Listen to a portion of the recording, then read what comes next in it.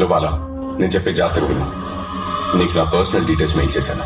EC.government.in కెళ్ళి form number 20D MLA nomination form ని download చేసి ప్రింట్అవుట్ తీసుకొని మల్కాజ్గిరి ఇండిపెండెంట్ ఎమ్మెల్యేగా నేను నామినేషన్ వేస్తున్నట్టు పేపర్స్ ఫిల్ చేయి.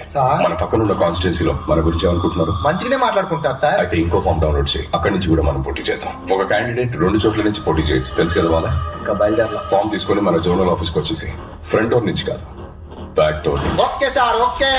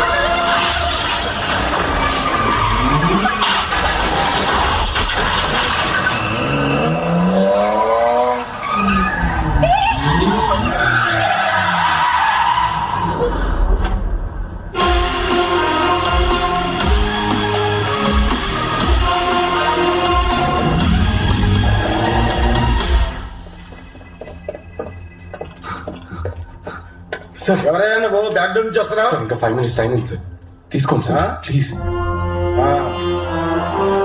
ఆధార్ కార్డ్ పేజ్ లో ఉంది సార్. స్థానికుడు సంతకాలు 8th పేజ్ లో ఉంది sir. Documents okay. Thank you sir. ఎందుకే ఫోటో తీస్తున్నావు? ఓకే, సేఫ్టీకి సార్. Smile please. ఒక మంచి పౌరుడిగా నేను ప్రజాసేవని న్యాయంగా చేస్తానని ప్రతిజ్ఞ చేస్తున్నా. ఇలా చూడు, పైన కిందకి తెచ్చావు, ఇక్కడి నుంచి పాతాళంలోకి తొక్కేస్తాం. నేను ఒకటి చెప్పనా? ఏంటి? ఒకటి ముందుకు వస్తే ఇంకోటి వెనక్కి వెళ్తుంది. ఏంటది?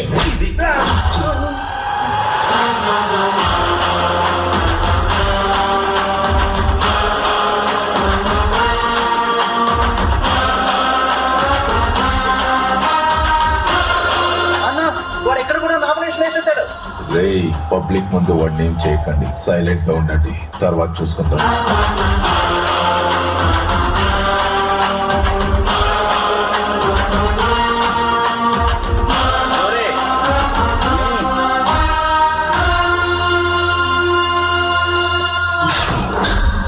అన్నా, కన్నా వాడిని పొడి చేస్తాడు. నువ్వు సావు తమ్మి, లివర్కి తగలకుండా పొడిచిన. నువ్వు ఎమ్మెల్యే కావడానికి ఇదొక ప్లస్ పాయింట్. నాకు రాజకీయం తెలియదు, నేను ఒక రౌడీనని అన్నాడు వాడు. రాజకీయ నాయకులు పుట్టేదే రౌడీల వల్ల అని మర్చిపోయినాడు. నేను జైలుకు పోతా, నువ్వు రెడీ అయి అసెంబ్లీకి పో. ఆల్ ద బెస్ట్ తమ్మి.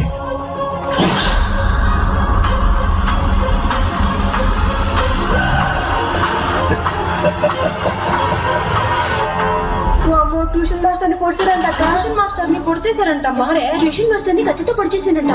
కానీ ఎమ్మెల్యేకి పోటీ చేస్తుండే కదా, కత్తికే పొడిచింది. అయ్యో, మన ఓట్లు ట్యూషన్ మాస్టర్ కి వేద్దాం. రాష్ట్ర శాసనసభ ఎన్నికలకు నామినేషన్ వేయడానికి ఈ రోజు చివరి రోజు కావడంతో మల్కాజ్గిరి మరియు మేడ్చల్ నియోజకవర్గం నుండి నామినేషన్ వేయడానికి వచ్చిన ఇండిపెండెంట్ అభ్యర్థి విజయరాఘవన్ని రూలింగ్ పార్టీ అభ్యర్థులు కొందరు కత్తితో పొడిచి చంపబోయారు. వాడిని అలాగే వదిలేసుంటే ఒక కాన్స్టిట్యున్సీలోనే నిల్చునేవాడు. ఇప్పుడు 2 కాన్స్టిట్యున్సీల్లో నిల్చున్నాడు. క్యాండిడేట్ అయ్యాక వాడిని పొడిచారు. ఇప్పుడు మీడియా మన పార్టీని వదులుతుందా? ఎలక్షన్ టైం, రిజల్ట్స్ వచ్చే వరకు కొంచెం తగ్గుండు. ఎలక్షన్ రిజల్ట్ వచ్చే వరకే వాడు ప్రాణాలతో ఉంటాడు. సీఎం గారు మీరు భయపడకండి. రాష్ట్ర అసెంబ్లీలో గల 119 నియోజకవర్గ స్థానాలకు ఈ రోజు తెల్లవారుజాము నుండి పోలింగ్ మొదలైంది. ప్రజలు ఎంతో ఉత్సాహంగా తమ ఓటు హక్కును వినియోగించుకుంటున్నారు. ఈ రోజు సాయంత్రానికి 70 నుంచి 75% ఓటింగ్ నమోదు కావచ్చని ఓ అంచనా. ఈ శాసనసభ ఎన్నికల ఫలితాలను కౌంటింగ్ అనంతరం వచ్చే వారం వెల్లడిస్తామని ఈసీ తెలియజేశారు.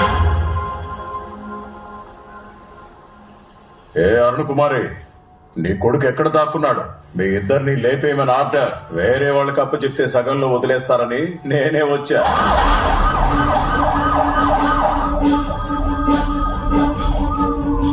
హలో సార్, ఒక బ్యాడ్ న్యూస్. మనం 100% గెలిచే ఇల్లందు నియోజకవర్గంలో ఈసీ ఓటింగ్ ఆపేసింది. కావాలనే చేశారు సార్. అసెంబ్లీ ఎన్నికల ఓట్ కౌంటింగ్ నడుస్తున్న ఈ టైంలో ఓ పార్టీ నాయకులు డబ్బులు పంచుతున్నారని ఇల్లందు నియోజకవర్గంలో ఎలక్షన్ కమిషన్ కౌంటింగ్ నిలిపివేశారు. వాళ్ళు ఖచ్చితంగా గెలిచే స్థానంలో ఓట్ల కౌంటింగ్ ఆపేయడంతో అధ్యక్షుడు రాజేందర్ కుమార్ సభ్యులతో చర్చించడానికి పార్టీ ఆఫీస్ బయలుదేరారు. ఎలక్షన్ కమిషన్ ఒక నియోజకవర్గంలో ఓట్ కౌంటింగ్ ఆపేశారు. దానివల్ల మీ పార్టీ ఓడిపోతుందంటారా? ఇది అపోజిషన్ పార్టీ సెంట్రల్ గవర్నమెంట్ చేసిన కుట్ర. ఈసారి కూడా మేమే గెలవబోతున్నాం. ప్రభుత్వాన్ని మళ్ళీ మేమే ఏర్పాటు చేస్తాం.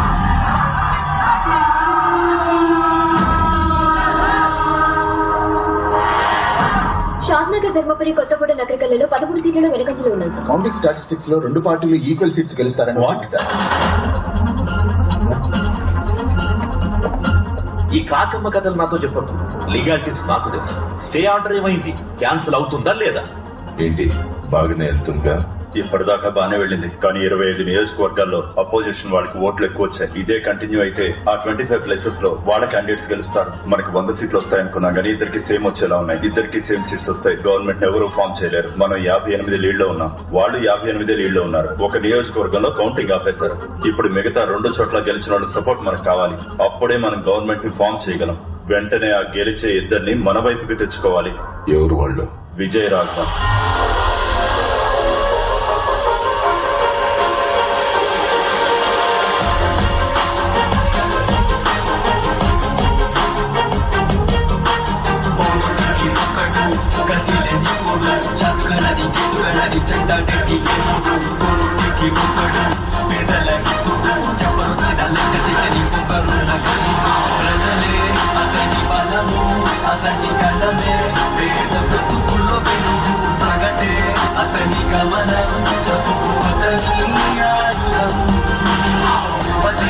అతని సైన్యం, అతని ధైర్యం చూసి బడికెరు పనులే మనకై పుట్టి మనతో నడిచి మనకై బ్రతికెరా.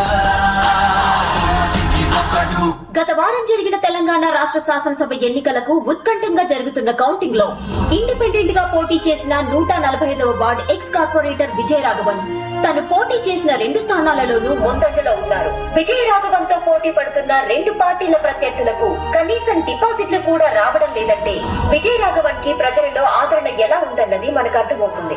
ఎలక్షన్స్ లో పోటీ చేస్తున్న 2 పెద్ద పార్టీలు మెజారిటీని సాధించలేకపోతున్నాయి.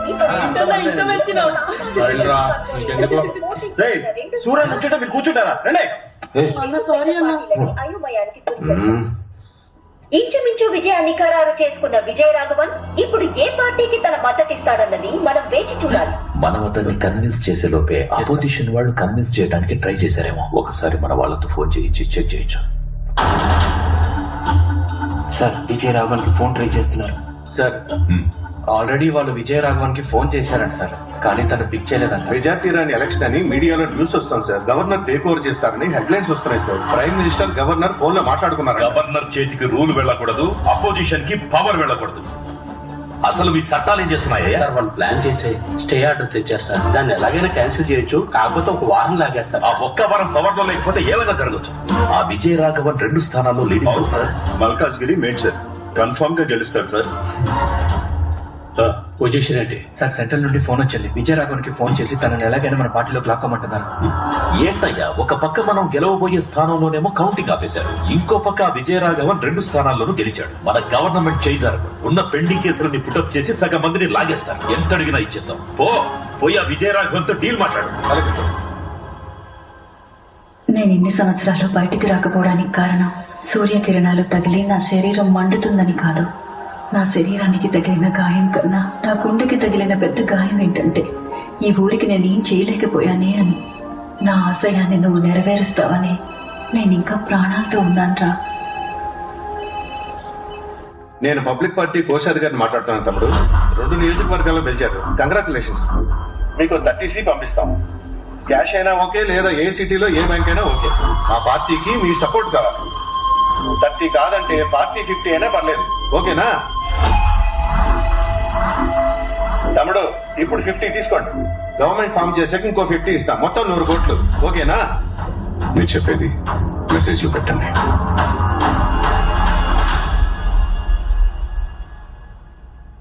ఫార్మల్ గా మెసేజ్ పెట్టమంటున్నాడు సీఎం గారు.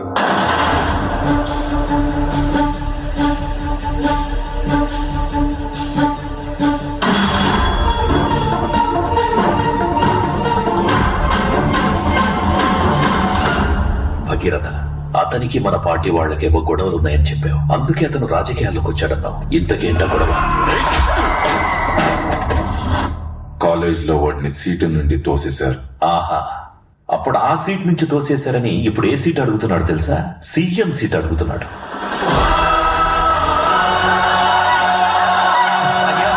ఎవరిలో చేయడం ఏంటయ్యా? మీరేనయ్యా మా సీఎం. పొజిషన్ లో గెలిచిన వాళ్ళలో 5గురిని లేపేమంటారా?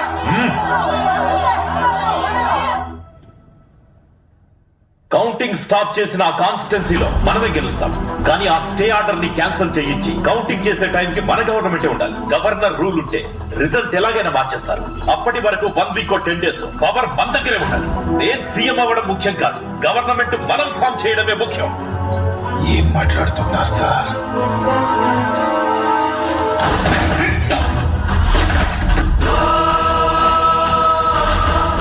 ఆపోజిట్ వాళ్ళు అతనికి సీఎం పోస్ట్ చేస్తున్నారట. వాళ్ళిచ్చే సీఎం పోస్ట్ ఏదో మనం ఇస్తాం కదా. లేదు సార్, అతను వద్దంటున్నాడు. ఆ పార్టీ వాళ్ళే అతనికి టార్గెట్.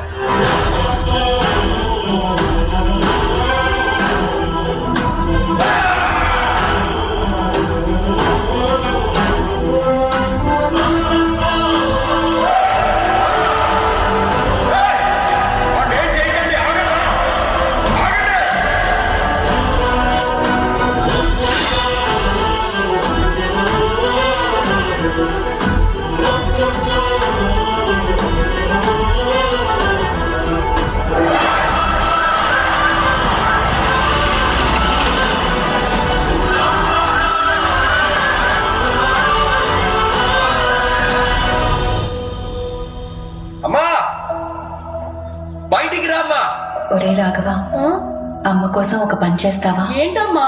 నువ్వు కలెక్టర్ అవ్వాలి. దానికేంటమ్మా, తప్పకుండా అయిపోతాను.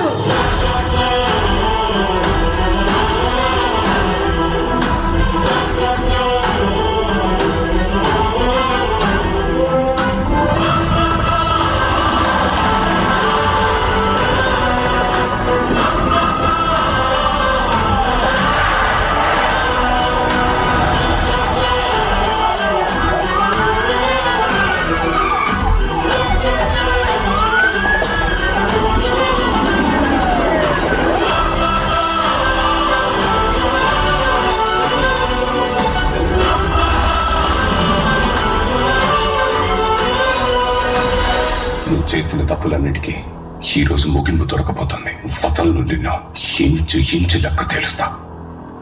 అరెస్ట్ చేయి.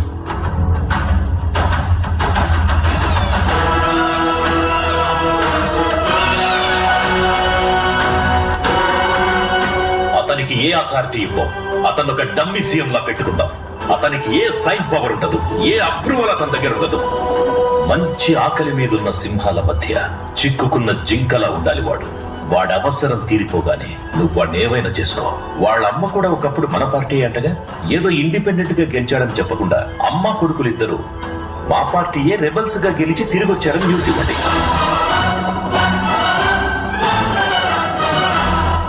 ఏంటి మిస్టర్ భగీరథ, నీకు బాగా తెలిసిన వాడేగా, ఇంత దూరం తెచ్చుకున్నావు? సింపుల్ వ్యక్తే కదా. చూడటానికి సింపుల్ గానే ఉంటాడు, కానీ ఊడుము పట్టుకుంటే అస్సలు వదలడు. మామూలుడు కాదు, సాధించకుండా ఏది వదిలిపెట్టాడు. మహా ముదురువాడు.